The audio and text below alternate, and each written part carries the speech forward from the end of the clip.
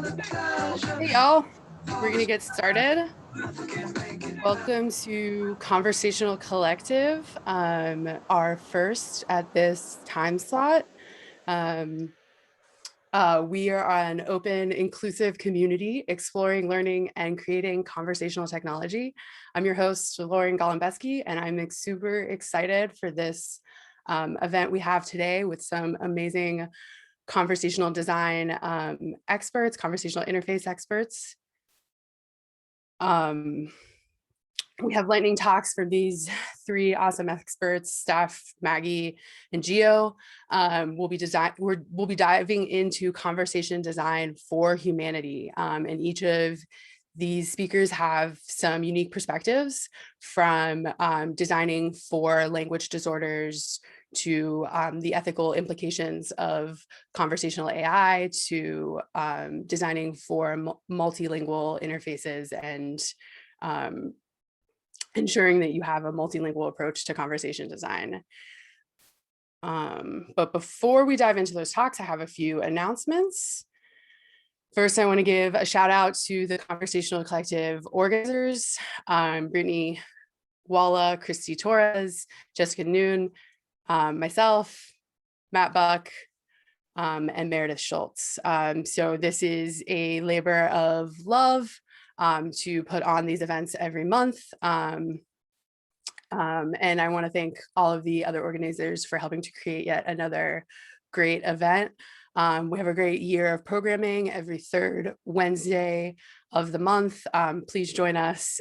We have a few time slots that are in this earlier in the day for US time zone folks and later in the day for European time zones. So we have some expanded speakers as well joining us from Europe.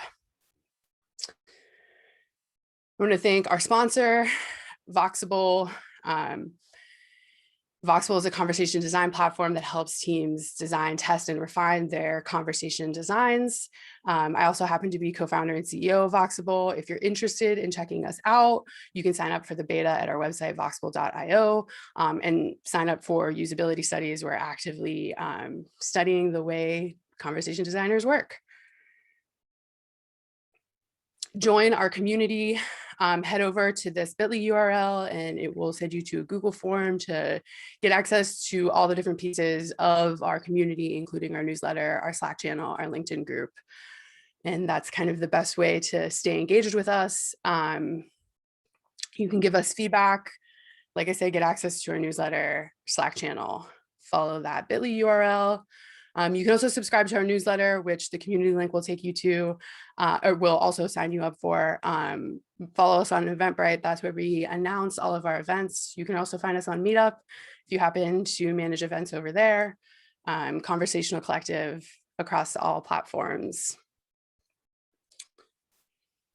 So if you haven't already, introduce yourself in the chat.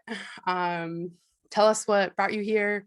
Why you're interested in conversational interfaces. We'll have hopefully time for discussion with each lightning talk. So you can use the raise hand functionality when we get to that point.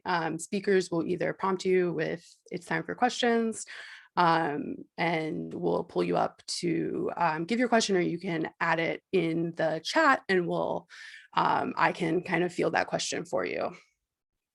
But we're happy to have you come up and speak your question if you're willing and feeling like being on camera today.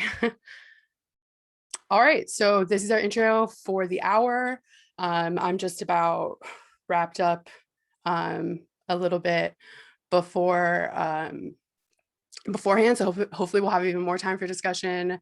I'm gonna hand it over to Steff to begin her talk about, oops. Sorry, having a little bit of difficulty stopping my share.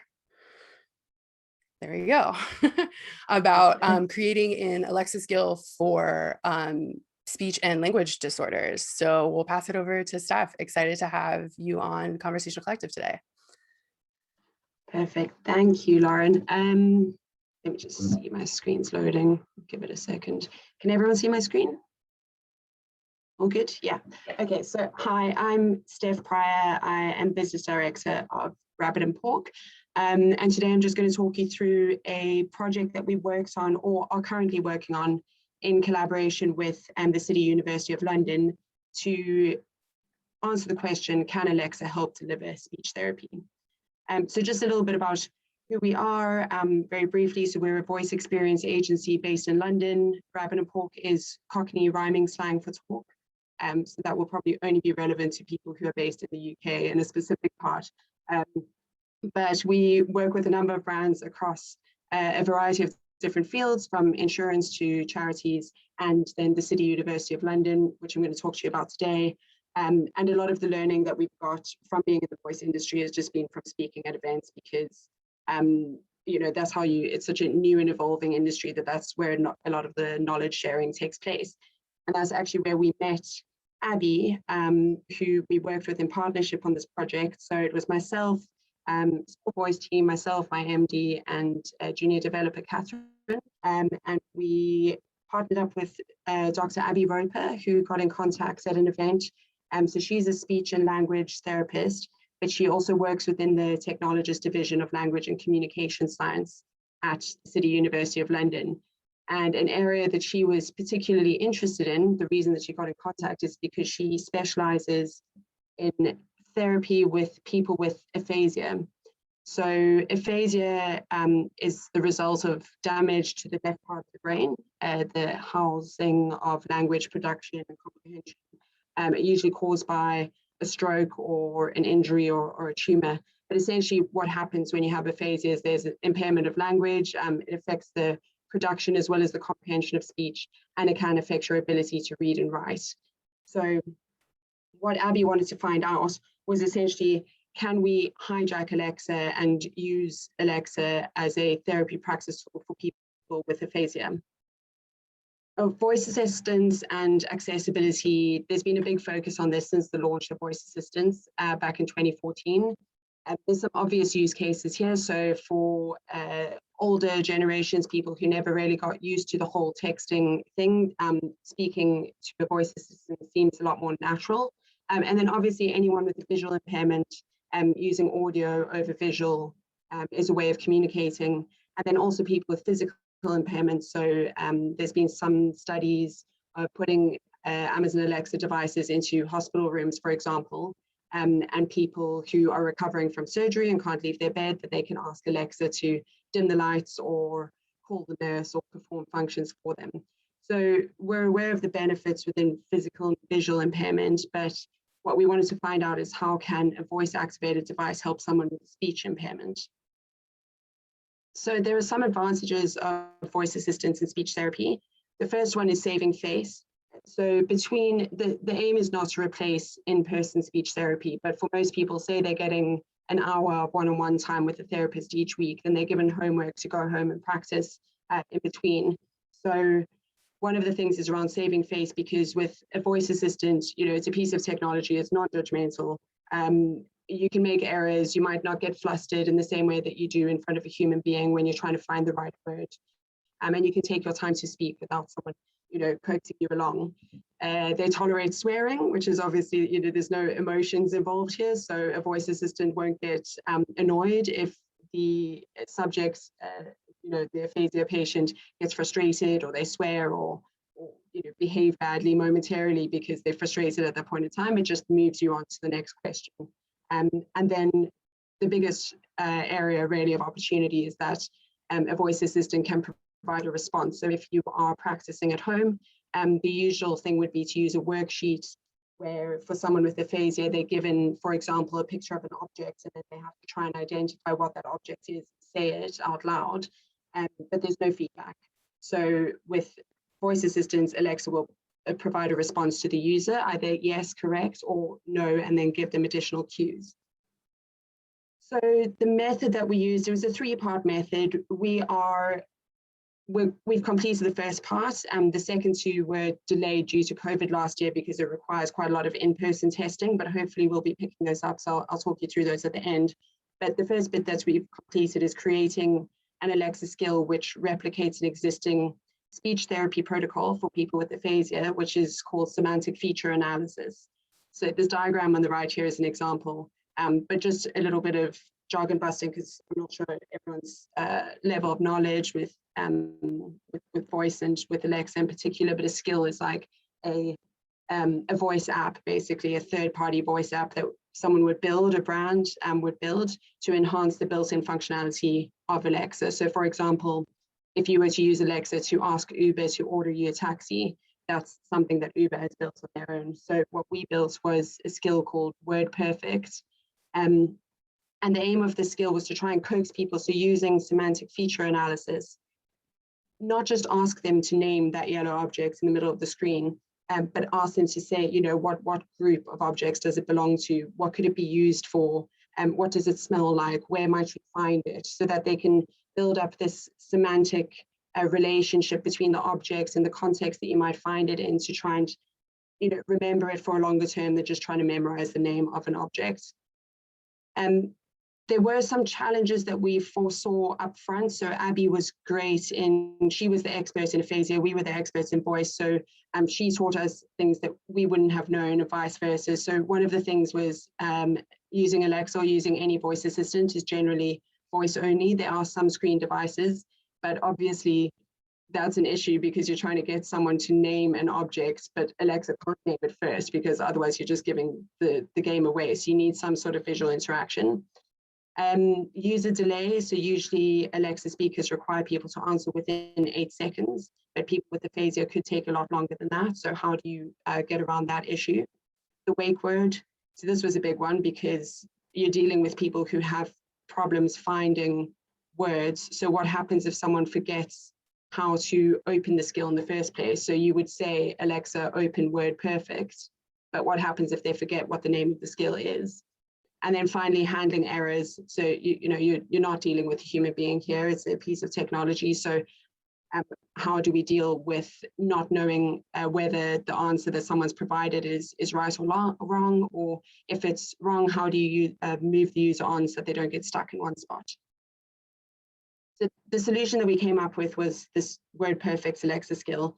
The solution to the voice only element is that we used APL, Alexa presentation language, to create visuals to accompany the sound, and then people used the Fire Stick remote on their TVs, that they could use Alexa via the TV. So you would see the picture of a lemon or a picture of a dog, and then you would get asked questions about that. And using the Fire Stick remote helps us get around the user delay, the 8-second rule as well, because you could now use physical touch. So to hold down the button, as long as you're holding the button, the mic would remain open. So then people didn't feel like they were pressurized to answer within 8 seconds, because to be honest, even for people without aphasia, you sometimes can't think of the answer that quickly. And then with the wake word, we pre-recorded, so we used a recorder just to record the saying open Word Perfect, so that if someone had forgotten the name of the skill, they could press the recorder and it would play out that sound and the skill would open. So they didn't necessarily have to say it, but it could be someone else's voice recorded. And then with handling errors, we made sure that we exported, every conversation was exported to a database. So we used Amazon DynamoDB, and that would record all the elements, the responses to each question, because people got moved through a kind of linear sequence of different question types. And then if someone provided a response that we didn't already have in the database, then we could analyze this and say, is that valid? If it is, then add it in. And if not, then you would know to move the person on the next time around that they gave it. So it was a continually evolving language model and a way of improving the skill over time so that it could be as useful as possible when it gets launched to the public, if it does. So probably the easiest way to explain how it works is just to play you a short video clip, which is a demo of the skill. Well done. Let's move on to the next picture. Here is word 2. I'm going to ask 2 questions about the picture on the screen. Please answer yes or no. Do you find it in a house? Yes. That's correct. Can you eat it? No. That's correct. What's this a picture of? I don't know. It tells the time. I don't know. TikTok went the Clock. Great. Once more, please say clock. Clock. Final time. Please say clock. Clock. I'm going to ask you 5 questions about the picture. Here is the first question. Name a group this thing belongs to. Household item. I have the answer furniture. Name an action associated with this thing. Tick. You said tick. Give a word to describe. So what you can see in that example is when they got asked to give a group that this item belongs to, and they said household furniture or household items, and she said, I had furniture. So in that case, we would have had a number of different options that Alexa would read out. If household furniture or household items was one of the options in that list, then she would match it. So she would say household items. If it's not, then she would choose one of the items that we had pre-listed there. So what we would do after a session like that is that you export all the data via DynamoDB to a CSV sheet, and then you can go and look up what the answers are. And then if you see something that is a valid response, then we could add that into our pre-selected responses afterwards, just so that we're continually improving over time. But you can see from the way that it was answered there, you're not necessarily telling someone no, because we don't know at that stage. And that is an area where obviously a human being would be able to give them a decisive yes or no. But if they get the right answer, then you respond by giving them the same answer just to confirm it. Some interesting results came out of the testing for the most part. So we've done testing with the City University of London crew, our internal team, and then some external testers as well. So Abby shared it out to a few colleagues and friends, and then a couple of people who did have aphasia, but it hasn't gone into the fully launched kind of case study trial yet. And as I mentioned earlier, she was, and her team were the experts in language impairment, but we saw some things coming out in the data, which was just down to little things that, to do with the way that the voice assistants are coded, which we might not have been able to predict from the list of words that was in the testing list. So with these 2 examples, the one on the left was a train signal, but if someone says stop to describe the image, the skill would just close. So we had to remove that as an option, or just, use a new image that makes it not look in any way related to stop. And then the one on the right, so this is an office worker. People would get coaxed through a number of different questions, but then with the question, what does this image remind you of? Someone said 9 to 5, and then we saw it coming through in the data as 16:51, which is in fact 9 minutes to 5, but not the way that it was meant. So there were a few things that came out like that, obviously improving over time. And now the next steps, so we've done the build, that's been tested numerous times through internal and external groups. And the next stage will be to go into a case study test, so using 3 participants over 5 weeks. And the idea here is to test them on 100 different words, but 50 of them will be trained via Alexa using the method that I just showed, and 50 will be untrained. And then at the end of it, to measure whether their response rate, their times, their frequency and recall have improved by using the Alexa therapy protocol. And then finally, the feasibility measures. So using weekly catch-ups with therapists and analysis of the data to see whether people, whether they actually are complying, whether they're using it regularly, how well the process works, and how the user responds to Alexa compared with a human being, and how this method compares with other therapy methods, to decide whether it gets launched to the public. But hopefully we'll have some good results off the back of it. So at the moment it's a TBC, but I thought I'd just talk you through the process in the meantime and the aim behind the project. And that's me done. Did anyone have any questions?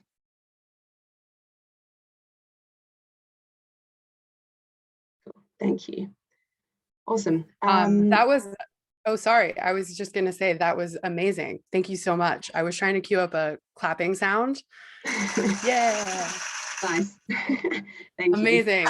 This was such a great overview of a really exciting project. Like I know that a lot of people were really enjoying that demo and seeing how you guys kind of took an idea through an entire process. I'm curious, like just one question I have, just thinking about some of the issues that you have, you know, interacting with those end users and specifically the device selection and, you know, kind of going towards that Fire TV, because the TV is kind of like an underdog in the device discussion that we often talk about, but it's one that I often use. So I'm really excited by it. How easy was it to like get and rely on that Fire device, a Fire TV device for users, and was orienting them in that device difficult along with the kind of voice interaction and the skill interaction that had to take place?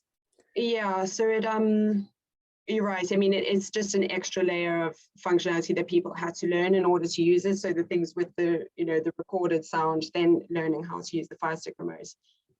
But actually, once people got the hang of it, the thing is I think in the US, there's about 1 million people who've got aphasia. In the UK, it's 350,000. So the numbers, you know, they're big, but they're not massive. So the number of people who would be partaking in the trial would probably be quite small. So getting them set up with that technology wasn't too much of an issue. If we were to roll it out to other types of disorders, then we might need to find an easier solution, not using as many pieces of equipment. But for this stage of the project, we didn't really have too many glitches. People got used to it in the beginning, and then it was okay. Really interesting. Yeah, always a hurdle to onboard people and get them oriented, but a lot of the work is being done by Amazon to make them usable. Yeah, exactly. Well, fantastic. Thank you so much. I know a lot of people are pretty excited by what they just saw here, but we're going to pass it over to our next speaker for another great perspective on conversation design for humanity. Maggie is a conversation designer who is concerned about the ethical concerns that we all have to deal with in this industry. So I am interested to hear her perspectives on conversation design and application ethics. So we'll pass it over to Maggie. Thanks, Lauren. I'm going to share my screen now. Comic reader. So what do you see? Do you see the presentation? Conversational Dilemma. Perfect. Okay, I see thumbs up. By the way, Steff, I wanted to say I can imagine so many things with the thing that you have just shown in your presentation, like also, for example, language training for people who want to learn a language, or for children to learn how to speak. I like that very much. Yeah, that's what I wanted to say also. Thank you. Okay, so my dilemma is the conversational dilemma. This is what this talk will be about. And if you have heard about the Netflix documentary, The Social Dilemma, this might seem familiar, but a bit different now with chatbots, of course. Not sure you have seen me ever in your life. Conversational AI for Humanity. I like how it's written, CAI. So my name is Maggie Jabczynski. I identify myself as anthropologist, linguist, and multidisciplinary artist. At the end, you will know why. There's a giveaway I have for you at the end. Yeah, so that's the problem here that I want to tackle, the conversational dilemma, and it's about ethics. Now, many people in the community might think, Maggie, why are you even working here if you are so against this tech? I'm not against tech per se. Let's put that up front. Tech per se is neutral, but the matter is, or the thing is, how we use it. Same applies to conversational techniques, nudging, manipulative strategies. It can be for the good or for the bad of the user. Sometimes you have a bad product, you know, like really bad for humanity, but the algorithms or the conversation is so good that you wish we wouldn't have been included with this inclusive design. And sometimes you have very good products, but poor design. So I want to make sure that we get a sense of, or like we open our minds to a larger framework that I will get to in a second, because sometimes I think our framework, like on our daily basis with our daily projects, is still too narrow. So I mentioned already, I want to talk about technology in different contexts and techniques, conversational techniques in different contexts. Yeah. Let's have a look at the first example, a And this can happen anytime we want to automate social interaction in some places. Imagine there's a startup that builds a bot to help customers verify their account and manage access. Super cool thing, because if I was that customer service agent and I would have to do over and over the same thing, it will make me sick. So it's nice that I can just have a bot that will do these things. Your customer will come to a service, this is your token, or you need to reset your password. These things exist. I like that, this is good. But let's never forget that chatbots and voice interfaces absorb social dynamics. They absorb social energy. So if you ever want to have, let's say, someone approached me, a mathematician, approached me and said, Maggie, I'm having a conference with 100 people and I'd like to get them in touch with each other. Yeah, and this is why I want you to build a bot, and it shall be funny and, you know, and witty and all of that. And I was thinking, yeah, you want to have the people interacting with each other, but you're putting a bot between them. Well, the best way is just let the people interact, like we do here right now. So the chatbot absorbs social energy. It's not always the best solution, but I'm sure you all know that. I just had to get away with my rant. So let's have a look at the other example of technology used in a different context. Same thing happening here. We're automating social interaction. I saw this on real YouTube videos. Some YouTuber really was doing this. He was building a bot to free himself from sending a few times a day love messages to his girlfriend because she apparently was expecting that. And he wanted to make her believe that he thinks of her. And that's how it looked like. Love you, my panda, whatever. Yeah, you name it. So he really timed it, because I was actually looking for a method to have WhatsApp messages timed to remind me for something, yeah, like the calendar timer, yeah, reminder. But this guy went a few steps further, and now I think, wow, this is becoming uncanny. And all of you know this notion of uncanny valley. And when we get the creeps, I'm thinking like this can be either because it's aesthetically weird or ethically or morally somehow corrupted. This is also giving us the creeps when something is behaving in a way that is not good for humankind. We don't know why, but we feel it and we know it. No? So what I have showed just now was the same technology, but always in a different context. This is to mind when we want to avoid building bad bots. No? And this is also a reason why we need to be at the stake, at the table with the product manager and product owners from the very beginning of the product, because very often these things are being kept out of the equation from the beginning, and it's not possible to add them later on. Now let's take a look at the same techniques applied to two different contexts. So example number 3, I'm going to show you a little example of nudging. I think all of you know what nudging is. And nudging per se, just as technology and techniques, as I said, is nothing bad, because I can guide the user towards a goal that we both want to achieve. Here we're having a user, he says, hi, I'm having trouble connecting my computer with the printer in the office. Yeah, this sometimes works. Yeah, there is a miracle that needs to happen until this works, but this bot actually knows how to do it. And he says, oh, that's an easy one. Did you connect to the VPN framework, to the VPN network? And now this is where the nudging happens. Yes and not yet. Yeah? I could also say just yes and no, and that's easy. And then people would think that no is an option, but sometimes you want to nudge people away from even believing things that are not even an option. You really have to. I mean, I've seen it. I've been there. You've been there. You need to connect to a VPN network, yeah, if you work in these offices. So yeah, we're nudging. This is for the good. And now you all have seen it, nudging in social media, and we're not, yeah. We can also nudge linguistically towards a goal that we don't want to have. For example, let's imagine a chatbot experience is just about to start. There's something that triggered you. You want to have that interaction because you want to get something. So new bot, new situation. And he says this, your conversation and interactions may be recorded and analyzed for training and quality purposes. Let's go. Now this, this is framing me to a behavior that I would not be happy to see out there between humans. And we know that technology will somehow frame us back or somehow influence us back. To analyze this situation, it's very easy. With let's go, I can just opt in. If I don't want to, I have no option to say in this dialogue, no, I don't want that. I have to leave it. And if you imagine a human interaction where someone is opposing on me something and I have no role whatsoever in this dialogue, I can only leave this conversation. I don't think this is a behavior that we would like to, reinforce, but tech makes us somehow reinforce certain behaviors, especially when it's comfortable for us, when you don't need to leave the comfort zone.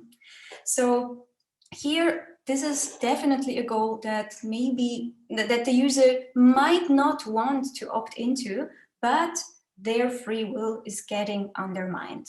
Yeah, we have the same technique, just summarizing, nudging towards a goal. Printer, yes, we all want you to have your things at the office working. And the other thing, not really.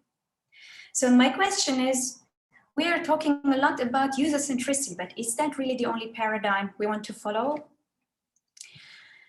And I very often used to say bad bots and bad bots, because in German you have schlecht for just they suck in the experience, and böse for really the bad guys, And this is why I always say we need good people, and not only good in what they do, but in what they want and are able to account for. Yeah. And now I've been with this topic in some meetups, and what I hear is, but Maggie, tech always helped humankind.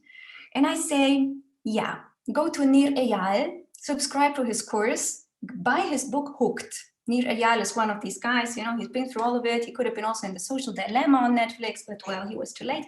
But he wrote the book, and the book tells us all about these hooking mechanisms. And a few years later, he released the book, How to Be Indistractable, how to free yourself from all of this, because it's not that easy. And it takes us a quite long time compared to how quick this technology usurpates and crashes and penetrates our intimacy. It takes us a quite long time to discover, to recover and build resilience and fight this within ourselves, inside ourselves, not to be triggered by that. So if you build a ship, you also build a shipwreck. This is what Nir Eyal said. Another argument that I get confronted a lot with is, Maggie, so you're saying you don't want to help the XYZ, the people with special needs, so you don't want to have that? Again, one of these black and white arguments, not saying that. I just say sometimes for things that haven't been really thought through in their consequences, and we get there in a bit, sometimes you will wish you wouldn't have been included in that design. Like for Facebook, for example, I wish I would have never been included. I would never miss that. I spent so much time on my life just scrolling my life away. And then the third argument that I hear very often, I can't hear it anymore. We do the tech part, Maggie. Ethics, that's someone else's job. No. We don't have the regulation institutions or the institutions that would have enough competence and subject matter expertise to be even able to, do the data privacy thing, the GDPR regulations. This is like black and white. They were just, shooting all over the place, but they didn't solve the problem. Not really, yeah? So it's never someone else's job. We cannot just do one thing and not do the other. So what I think that, of course, I cannot save the world and none of you can, but we can do our little thing to do it. And I think if we would introduce this kind of framework or develop such kind of framework and ask ourselves, what if this tech would be applied on me? Yeah, would I feel good? Would I feel good to just get bot messages instead of real love messages or a phone call? Or what if everyone in the world would be exposed to it? Yeah, what if everyone starts to interact like that? And also, how will the world look like this product in 10 years? Yeah. So this is the problem. You can do everything and you are creating factuality, and this leads you to a fallacy. Yeah, because you do it, maybe just because you do it, you think it's good. But the fact that it is doable doesn't mean that it should be done. So my last slide, or my last actually 3 sentences I'd like to share with you and let it sink. This is a sentence that Sherry Turkle has written in one of her books. Technology has become the architect of our intimacies. Technology is like the agent. I don't want to be, usurpated by an agent. Also, as technology ramps up, our emotional lives ramp down. And this is studies. I mean, she's been into it, Sherry Turkle's been into it for 30 years. She must know. And then the saddest thing is when we turn to our devices instead to one another, the cost is high, a loss of empathy. Yeah? Sherry Turkle, Reclaim Conversation, is still on that book because it's very thick. But yeah, every time you turn to a device, this is one occasion less you talk to a real human being. This is why I thought, let's focus on more humanity-centric AI and let's account for the shipwreck. That's it. Thank you very much. You will see the slides here and the song later. If you want to listen to a song, I can share it later on LinkedIn again. That's it from my side. Thanks. Questions, wishes, or hopes for humanity? Bring them up. Thank you so much, Maggie. Super interesting perspective on the pushback against ethics, what we're grappling with within the industry today, and kind of the gray areas that we're all wading through. And I really appreciate your framework for approaching these questions, really, that are fairly simple. What other resources, people, I think you brought up some good people, Nerial, which I linked to his website in the chat, and Sherry Turkle. But what are other resources, activities, like what are things that we should be doing every day as designers or weekly, regularly to contribute to this effort, and ensure that some of these gray areas are defined a little bit, and that we actually understand practically how to approach ethics? I see a huge challenge as finding the right arguments and finding the right moments also to say something, because we are all very often sitting in our developer teams with our developers, and they have just that certain perspective. Sometimes the project owner or even higher, they're also developers or business people. They don't have that perspective. We need to get our words out. I think we can do that on an everyday basis. There is no Nerial that we need to read first, but thinking and trying to find the right words, that would be a lot already. Yeah, because I struggle with that myself, believe it or not. Yeah, so persuasive evangelism for the ethical pursuit. Yeah. And I think it's true that a lot of designers who are on this call, we're welcome to developers, designers, strategists, everyone in this group. Though I know a lot of people are focused on this design issue who attend Conversational Collective.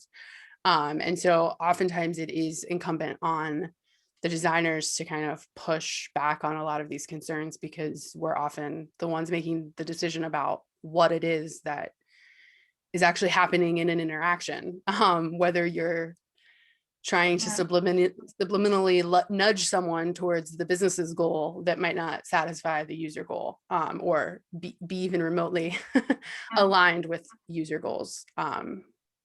Interesting. Do we have any other questions from the audience? We have a quick minute before we move on. I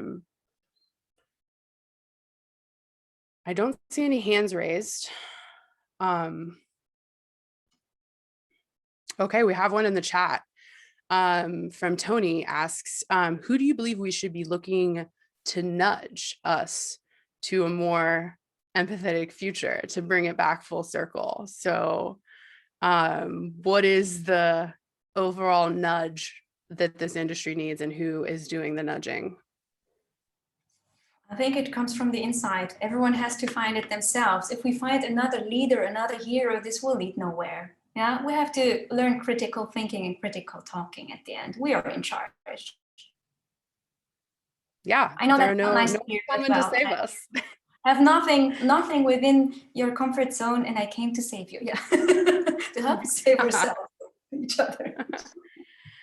No, that's a super great message. Use whatever power you have within the position you're in to work to try to do this. And I think starting with Maggie's framework is a great place, just asking the questions and ensuring that people kind of hear you when you ask them. So don't just shout into the void as we all sometimes want to do. I know I can relate to that. Okay, so we've had two awesome speakers. We have one final speaker.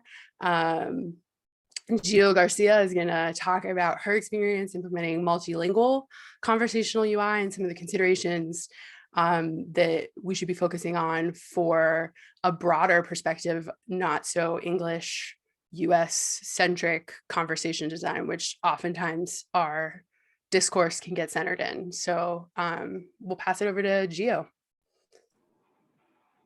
Thank you so much. I don't know how I'm going to follow that. That was amazing, Maggie. I think that we as conversational designers, especially right now, have this responsibility to every step of the way just ask ourselves these questions like, what am I doing here in the long term when I decide what questions to ask people that are going to be using it, and then am I actually doing the right thing, or am I just following these business rules, which we can easily get lost in the track of, yep, this is our business goal and we're trying to raise engagement, whatever it takes. So that was awesome. Like, I really think that we need more people like you to because there's not enough, right? There's not enough people to say, hey, what are we doing? How are we asking these questions? Are we considering the long-term effects of the structures that we're building? And are we using them for good? So I think that it's just awesome. I think that every company should have somebody like you driving us in the right direction and just checking those points like on every step of the way. So I really like your Thanks, Gio. But it's tough to have friends in the beginning. Yes, absolutely. So I'm gonna share my screen really quickly. Share screen. All right. So my name is Gio Garcia, and I'm a multilingual conversational user experience designer. I currently work at Walmart, and before my experience has been with Amazon Alexa, with Samsung, with Toyota. I also worked with Nuance Communications, and I worked on IVR. So I've been kind of all over the place when it comes to conversational design. I've done chatbots and voice interfaces. And today I wanted to talk about some considerations when we're talking about multilingual user experience and how we can just gravitate from English as the standard for design. And then if we wanted to do that, and if you have support for your company or even as a solo project, what can you do? And the sample language that I want to talk about today is Spanish.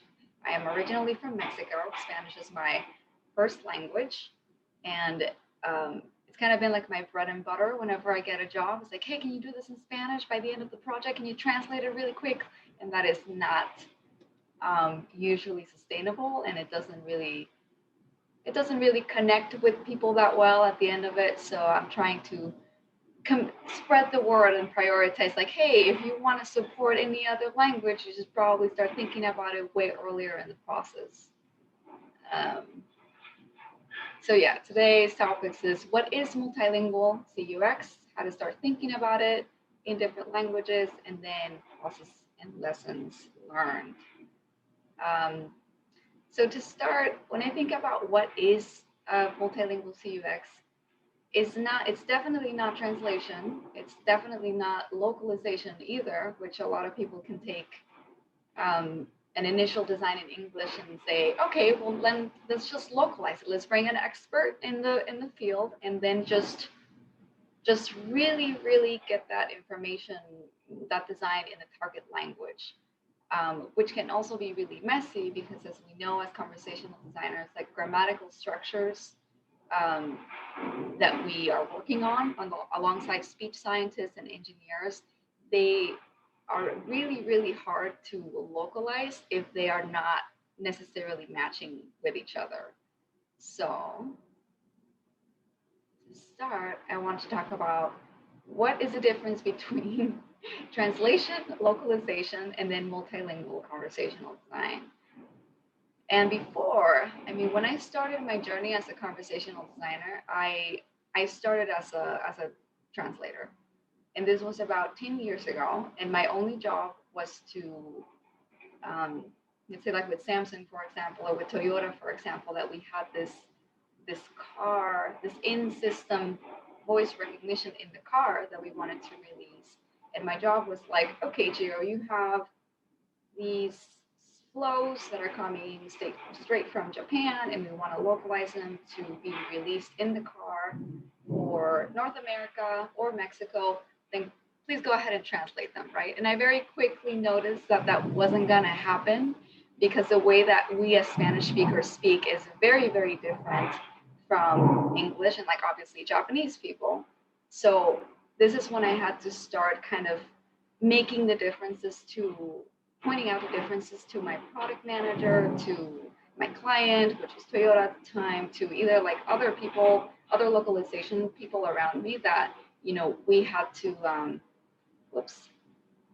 that we had to not only localize, but start thinking about how can we design this for, with no past reference, how can we design this for the people that are actually going to be using it in that country. So this is when I started talking about multilingual design, which is a lot of work, but the original design starts in the target language, right? So we kind of, as designers, we go back to the main functionalities of what do we want in this example, what do we want the car to do, what actions do we want the customers to take, and then how can we make sure that these actions make sense for North American Spanish, which was the area of focus at the time. So in this part of the process, I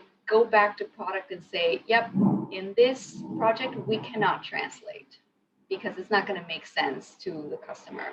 In this project, we cannot localize either, because we are not going to get the communication that we need from people using the product. So unfortunately, I had to push back and say, we are just going to have to move forward with multilingual design, which is basically starting it from scratch. And that's kind of where I wanted to follow with this, is if you have an opportunity at the beginning of the project to find out your target audience, who you're trying to cater to, how this audience communicates with each other in the context, then please have those conversations super early on. When it comes to the process of multilingual design, is, you know, again, try to identify if you have any information on the way people speak. For example, I had a project a few years ago where I had to cater for a service line in New York City. And in New York City, there's many different kinds of Spanish speakers, in Cuba, Puerto Rico, Colombia, Mexico. And it was very difficult to kind of create this language that would kind of, that would like trap everybody like it within the same spectrum, because nobody communicates the same way. But in determining like what is the population, how do they speak, then building like a style guide, a glossary, and then like a sketch of a full design of what actions do you want to take. This is going to be like, it's going to be really important on how we build that design from the beginning without translating it, without localizing it. Like especially when it comes to, if you early in the project have some idea that you want this in other languages, then I guess the intention would be to leave it kind of generic. Actually, if you want to start a design in English, leave it generic. Don't get too far into like expressions or like really Americanisms, I want to say, or like wherever you're starting it. Like the drier you can leave that conversational design in the beginning, the better it's going to be when you try to adapt it to different languages. So this is like a really cool example that I work with all the time in natural language considerations. So in English, we say, you know, July 15th, 1998, month, day, ordinal number, year. And there's many variations of how an English speaker may say this, but this is very, very common. And in Spanish, the structure is very, very different. We can say the 15th of July of 1998, el 15 de julio de 1998. And it's like, it's in places like these. For example, I have to build conversations where the credit card combinations are said differently. So in English, we might say something like 9544. And in Spanish, they can say 599 something. So like adapting for those differences in language is going to be, it's going to be super, super important to just think about grammatically.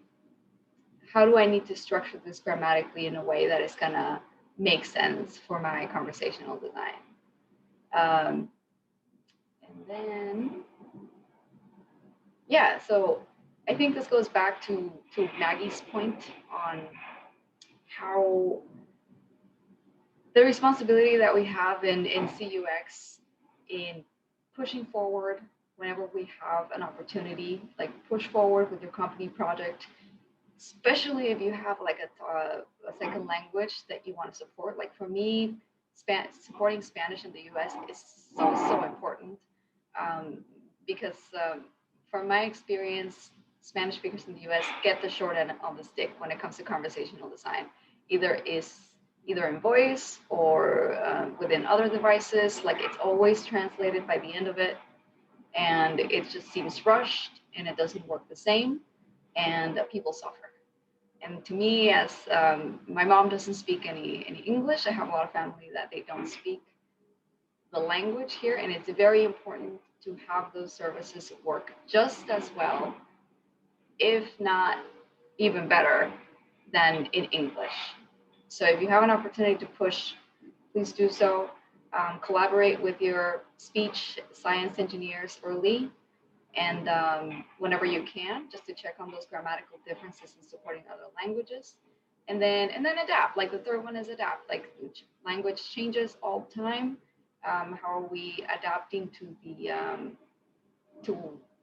the needs of other people? And then make sure that your design is flexible enough to be updated. And also, as conversational designers, if trends in language change, please be flexible with changing the way you communicate as well. It's something that I don't see very often since the beginning of the 80s and Watson and like all of these systems. It's been a while from there. There's a lot more that we can do at this point. So yeah, I think we have this huge opportunity, like not only to make decisions on what is ethical and how we're guiding the conversation, but also pushing from the beginning on like, hey, this shouldn't only just be in English, and let's kind of make a mark and push for other languages as soon as we can. So that's the responsibility that I take, and I hope that other designers in the future also push for that as well. And that's it from me. Thank you.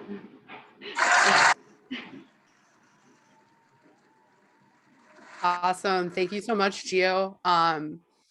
That's really interesting breakdown of the differences between, I think, a lot of terms that many of us may be familiar with, localization, translation, and then finally, probably one that maybe people aren't as, which is your argument, multilingual conversation designer, specifically seeking out people like you and others who do this type of work to not just translate, not just localize, but fully bake in a language-based experience, which I think is such an important perspective to have beyond people who just have experience with localization and translation, because it's not just about the technical ramifications or even the complexity of the design, but I think it's about not knowing what you don't know because you're not multilingual. So you can't know that those internalized phrases and, you know, just ways of speech you don't have a language for that. So I think that's a super interesting perspective that I haven't heard people talk about previously. What would you say, a question I have in working with, lots of organizations that you had mentioned earlier, some pretty big enterprises, as well as, agencies that maybe specialize in this at Nuance. What do you think is the biggest barrier to getting companies to make this type of investment in multilingual conversation design? I think the biggest barrier is probably time and the interest from external clients to supporting a different language. And what ends up happening is that at the end of the day, these companies start getting really frustrated because they are not catering to a large part of the population, right? And this realization comes kind of late at the end of the day, and then they try to make up for it really quickly at the end of the project. And this is when like these functionalities like come back either really rushed or they don't necessarily work the same because they were treated as an afterthought. So I'd say that if there's any little bit of room, like any little bit of space of us asking the question like, hey, is this going to be supported in a different language at any point? Just ask that question from the beginning. And if there's like a little bit of room, take it. If there's a little bit of room for bringing in a specialist that can take over a little bit of the research, take it. Any opportunities, please take them. Yeah. Awesome. I mean, I think those are some pretty great closing thoughts. I think a lot from all of our talks, like within each one of us, we have the power to change the way this industry and the way our individual projects evolve and transform. And so conversation design for humanity is about taking ownership of your own ability to change the way this plays out, and keeping in mind both the ethical concerns, which multilingual design I think is an ethical concern. If you're trying to produce these subpar experiences, it's not going to end up serving the users and the communities that you're trying to serve. So thank you so much to Steff, Maggie, and Gio on the amazing perspectives that we heard today. Again, third Wednesdays of every month. Next one will be a 6 p.m. an evening time slot for the US attendees, and a super late at night one for a lot of other people. We hope to see you again at the next Conversation Collective, and keep on, being out there, fighting the good fight and standing up for humanity in our work. Thanks, y'all. Thank you. Thank Was you. awesome. Yeah, I know. We'll see y'all next time. Ciao. Oh.